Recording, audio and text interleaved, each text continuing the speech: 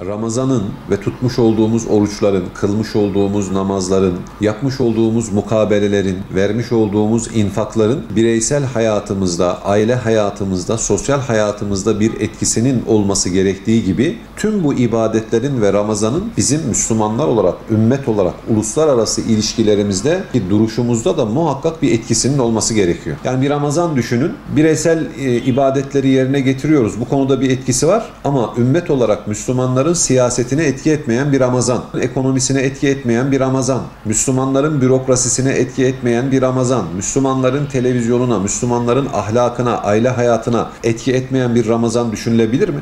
Ramazan'ın en önemli etkilerinden birisini de ümmet olarak İslam coğrafyasındaki mücadelemizde görmek zorundayız. Siyonist İsrail'de kendince Müslümanların tutmuş olduğu orucun etkilerini test ediyor. Teravihin etkilerini test ediyor. Ramazan ayını test ediyor. Nasıl test ediyor? Düşünün, istisnasız hemen hemen her Ramazan'da Mescid-i Aksa'ya baskın düzenliyor, bomba yağdırıyor, insanlarımızı şehit ediyor ve bunu da bütün televizyon kanalları aracılığıyla bütün İslam coğrafyasında özellikle gösteriyor. Günlerce. Sahurda kalkıyoruz, İsrail şurayı bombaladı. İftara oturacağız, ekranlarda görüyoruz, İsrail burayı bombaladı. Peki neden bunu yapıyor İsrail? İsrail şuna bakıyor. 2 milyar Müslüman, teravih namazı kıldınız, oruçlarınızı tuttunuz, infaklarınızı yaptınız ama tüm bu yapmış olduğunuz ibadetleriniz sizin uluslararası stratejilerinizi etkilemediği için ben Ramazan'da yine Kudüs'ü bombalayabiliyorum, Mescid-i Aksa'yı kapatabiliyorum, Müslümanlara zulmedebiliyorum. O halde bizim Kudüs günümüz ne zamandır? Evet, her Ramazan'ın son cuması bizim için Kudüs günüdür.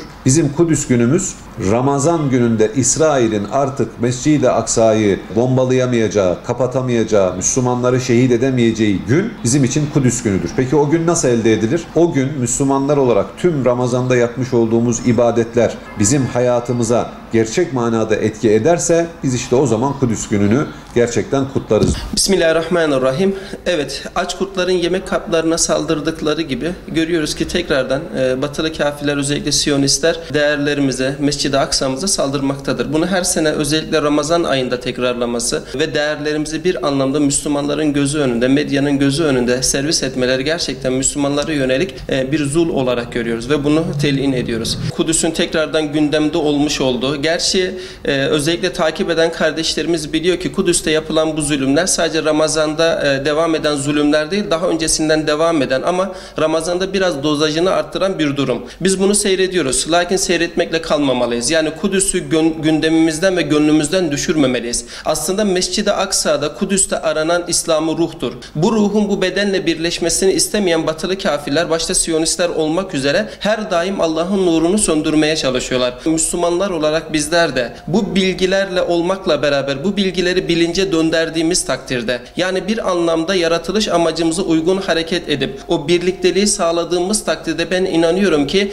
Kudüs'te kurtulacak, özgürlüğüne kavuşacak ve diğer ülkelerde var olan Müslüman kardeşlerimizin bir anlamda özgürlüğüne kavuşmasına vesile olacaktır. Aslında Selahaddin Eyyubi'nin gerçekten Kudüs'ün tutsaklığı noktasındaki kendisini güldürmeyen, özellikle Abdülhamit Han'ın bir parça toprağa verme noktasındaki tekliflere kanımızla ancak biz burayı aldık, kanımızla ancak buraya veririz diye söylemesindeki o bilinci gerçekten yaşamalı. Bir anlamda her bir mümin olarak özellikle bu Ramazan ayında bu dirilişi, bu uyanışı gerçekten gerçekleştirmeliyiz. Özellikle Rabbimizden temennimiz şudur ki nasıl Karun'u yerin dibine geçirdiyse, Semud kavmini, Lut kavmini, Hud kavmini yerin dibine geçirdiyse, nasıl Firavun'u suda boğduysa aynı şekilde onları takip eden, onların takipçiliğini yapan Siyonistlerin ve batılı kafirlerin özellikle bir anlamda yerle yeksan etsin, onların düzenini darmadağın etsin. Tüm ülkelerimizi asıl özgürlüğüne, asıl hürriyetine kavuşturmasını Cenab-ı Allah'tan niyaz ediyorum.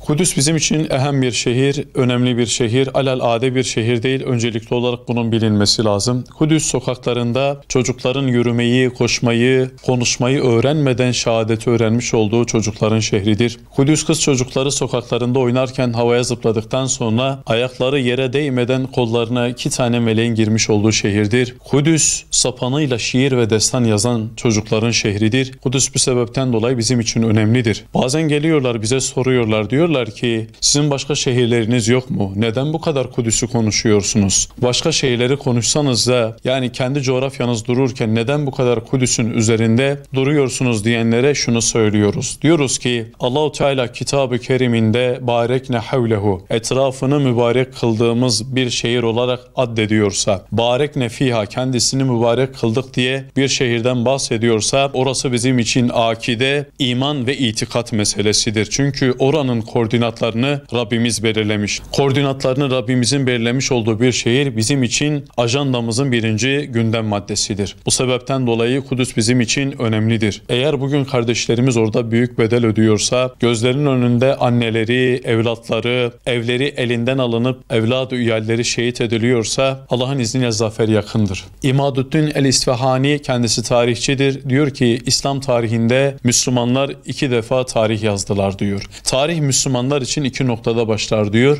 Bunların bir tanesi diyor müminlerin hicret etmesidir Medine'ye. İkincisi Selahaddin Eyyubi'nin Kudüs'ü fethidir. Üzerinden yıllar geçmesine rağmen tarih bunu kanıtlamıştır gerçekten de. Ne kadar büyük 2 tane fethiyen olduğunu. Bugünün Müslümanlarını 3. bir fetih bekliyor Allah'ın izniyle. Bizim evlad-ı üyalimizle, canımızla, malımızla, varlığımızla Kudüs sevdasını insanlara taşıyarak, Kudüs aşkımızı insanlara götürerekten tekrardan o Selahaddin Eyyubi'nin peygamber sevdasını, peygamber aşkını insanlarımıza, halkımıza götürebilirsek inşallah müminler tekrardan 3. bir tarih yazacaktır. Tarih bizim için tekrardan Allah'ın izniyle vira bismillah deyip başlayacaktır.